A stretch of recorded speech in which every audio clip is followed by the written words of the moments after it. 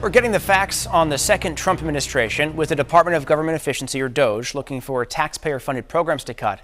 Billionaire Elon Musk has said his team is working toward a goal of $1 trillion, a number President Trump himself confirmed yesterday during the first cabinet meeting. PolitiFact chief correspondent Lou Jacobson joins us live now. So Lou, before we get into the specifics here about how the U.S. government spends money, is it even possible for Musk to cut $1 trillion in spending? So I guess you could say it's mathematically possible, but given the breakdown of how the federal government spends money today, combined with the campaign promises President Trump has made not to touch certain types of spending, it's very difficult to cut that much in a practical sense. One of the biggest questions is, where would all this money come from? The biggest pieces of the federal government spending come from things that are mandatory to spend money on, right?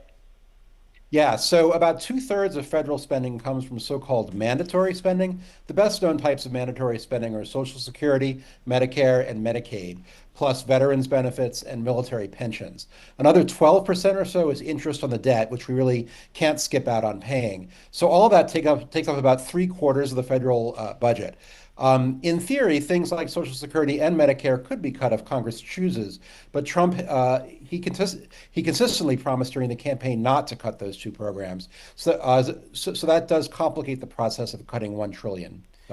Okay, so we got the mandatory side of things, and there's the discretionary side of things. These are, discretionary programs. They total about $1.8 trillion. Is that then the target for these cuts? Yeah, so that's also sort of tricky because discretionary spending is about 1/4 of the federal budget, and then half of that quarter is for defense. And the president has said he wants to spend more on defense and not less. So that leaves non-defense discretionary spending potentially at risk, and that's basically everything else the government does. So that includes Customs and Border Protection, VA healthcare, things like highway funding, federal prosecutors, payments to farmers, the space flight program, all sorts of things. Okay.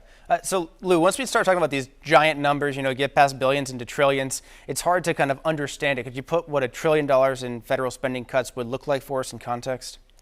Yeah, so if you want to cut $1 trillion and you don't want to touch Social Security, Medicare, and defense, as Trump doesn't, you'd have to cut non-defense discretionary spending. And to reach $1 trillion, you'd basically have to get rid of all of the non-defense discretionary spending, every single dollar for all those programs that I just talked about, plus a whole bunch more.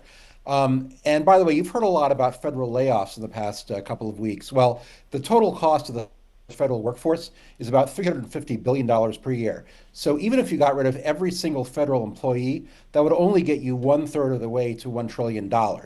Now, you could also cut Medicaid by a lot, and that is what the folks in the House have decided to do in their vote this week on the budget. But the key question is whether any of these cuts, including Medicaid, can be done without a lot of pain for the politicians' constituents, and whether that kind of concern would make folks in Congress kind of skittish to make those cuts. Okay, so we've heard the $1 trillion in cuts. Look, the federal government has kind of two main levers to deal with the deficit, which is past the $1 trillion mark. It could cut spending like they've been discussing, could also raise more revenue. Is there any indication that could happen?